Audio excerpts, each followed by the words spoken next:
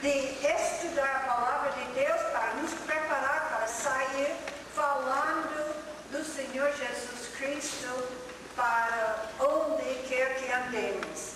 Então, eu tenho uma paixão para ensinar a palavra de Deus. E hoje à noite, então, com muita alegria, nós vamos olhar mais outra vez a palavra. Mas antes, eu gostaria de perguntar a vocês, onde você procura o refúgio ou refugiar-se na hora do aperto, na hora da aflição? Pense no momento, onde é que você vai?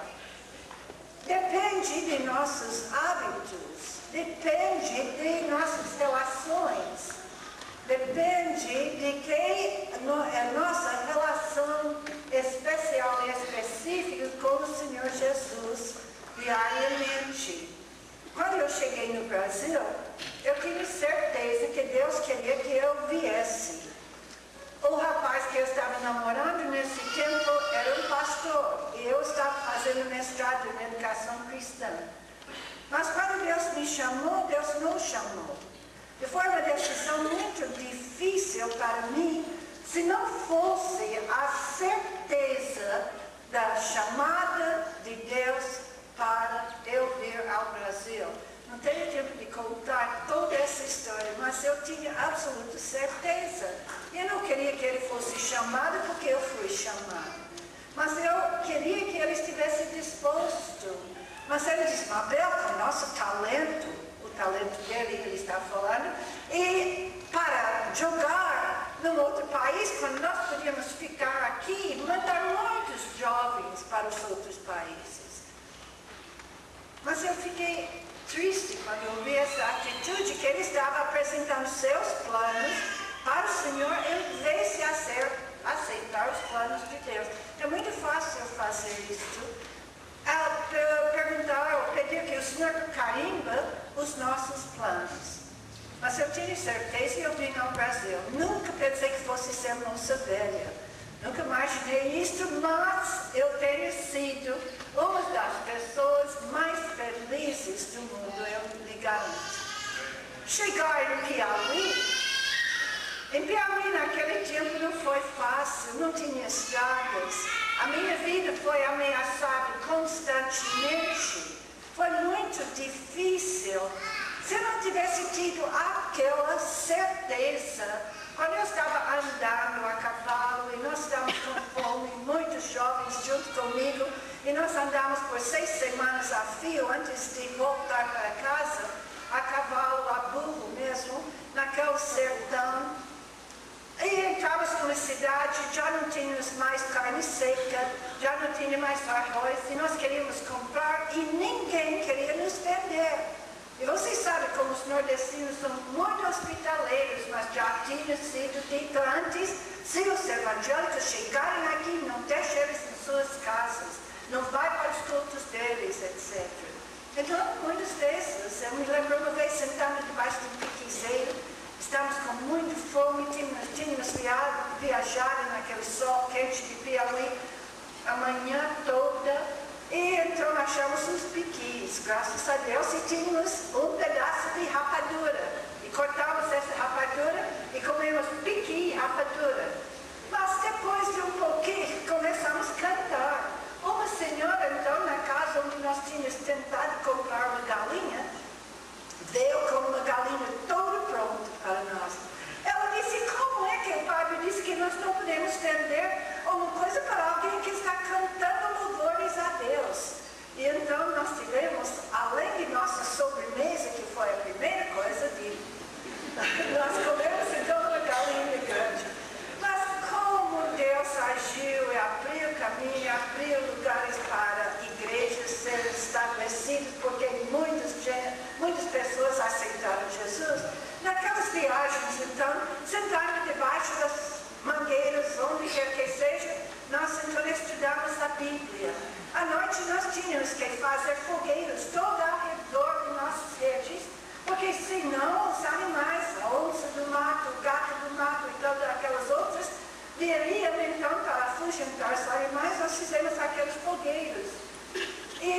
ficamos lá cantando louvores a Deus no luar do sertão, debaixo daquelas mangueiras, aguardando a chegada de madrugada. Então, quando nos levantamos, buscamos os animais que estão mapeados lá e começamos então a ter um tempo de louvor ao Senhor.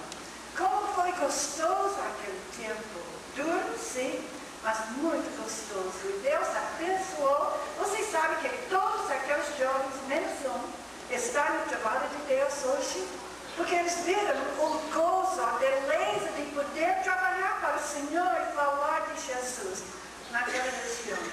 E nós tivemos muitas experiências muito gostosas e experiências muito duras. Quando nós íamos para uma cidade, ele batendo no peito: se vocês vão para aquela cidade, eu mandarei o povo lhes apedrejar, serem responsáveis pela sua morte, e o povo me obedecerá. E depois então começou a gritar: americanos sem vergonha, americanos cães do inferno, americanos bandidos, e tudo quanto podia dizer. E nós fomos àquela cidade, mesmo assim. Eu disse: padre, nós vamos lá não contra a sua igreja, nós vamos falar de Jesus. Seu Cristo é falso. E eu disse: nós vamos pregar a palavra de Deus, sua Bíblia é falsa. Disse: mas padre, nós temos, graças a Deus, a Constituição, na Constituição brasileira, liberdade de consciência e de religião, e nós seremos, mas o senhor pode ir para frente. Ele saiu dizendo: infelizmente temos esta desgraça em nossa Constituição. Mas você sabe, Deus faz a ira do homem louvá-lo. E naquela cidade, depois do nosso culto e tudo, quando o sacristão deu, todo o povo, enquanto nós passamos a igreja, todo o povo saiu da igreja, nós não sabíamos o que iam fazer, mas eles iam escutar a palavra de Deus. Quando chegaram lá, então, e nós tivemos e terminamos o culto, eu toco corneta, então bastante barulho para todo mundo poder ouvir, especialmente quando você tem um alto-falante e a pilha para lá e para cá. Então ele ouviu certamente, mas mandou para o cristão e ele disse: nós não queremos e não permitiremos que nenhuma casa nessa cidade tenha um culto dos crentes. E o sacristão disse: padre, não é surdo, ele deve ter sabido que terminamos o culto agora. Vai dizer para ele que eu tenho ouvido metade da verdade até esse ponto, mas hoje eu vi a verdade toda sobre Jesus. Então ele virou e disse: dona Mabel, a casa é franqueada, a casa é sua, pode voltar quando quiser. Eu fui aos Estados Unidos depois disso, porque, mas deixa eu terminar, o que aconteceu, as filhas de Maria logo chegaram e disseram para todo mundo: vocês não podem ficar com nenhuma literatura, os evangelhos, os folhetos, não. Ninguém pode ficar com nada disso. E então o povo deu para eles, eles rasgaram e queimaram todos aqueles diante da gente lá. Mas uma senhora escondeu na roupa dela e correu para casa, escondeu no fundo da mala. Eu fui para os Estados Unidos e 10 meses mais tarde voltei para aquele lugar, e quando cheguei lá, para o brejo, a distância de um dia a cavalo de Tinguis, quando eu cheguei lá, alguém foi para Tinguis e disse para o dono da Milde que ele tinha chegado. Ele disse: eu recebi uma coisa dela, eu a escondi na minha mala, nunca mais lembrei. Ela foi buscar, me escreveu uma carta. Hoje eu li aquele folheto, eu li aquele evangelho todinha, agora mesmo, e eu aceitei Jesus. Vem me ensinar a palavra. Hoje nós temos uma grande igreja naquele lugar. Graças a Deus, porque nosso Deus é fiel, e eu aprendi a confiar na fidelidade de meu Deus. Eu disse para os ontem, eu sempre ficava: por que o Senhor tão severamente